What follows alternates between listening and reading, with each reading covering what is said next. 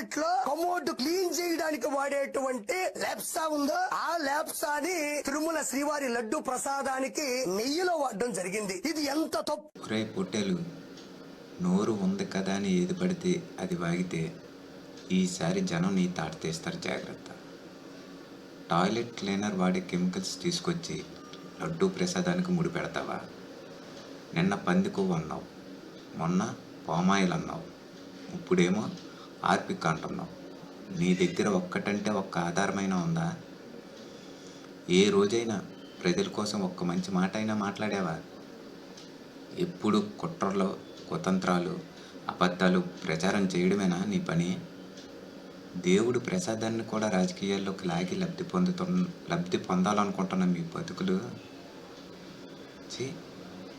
అబద్ధమని తెలిసిన దానికి ఫ్లెక్సీలు కట్టి కాపలా కాస్తున్నారంటేనే మీ దిగజారుడు రాజకీయం అర్థమవుతుంది.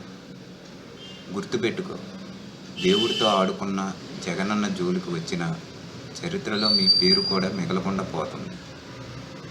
అబద్ధాల ఊపిలో బతికే నీలాంటి పొట్టేళ్లకు కాలం దగ్గర పడింది. ఇంకోసారి ఇష్టం వచ్చినట్టు వాగితే పగిలిపోద్ది.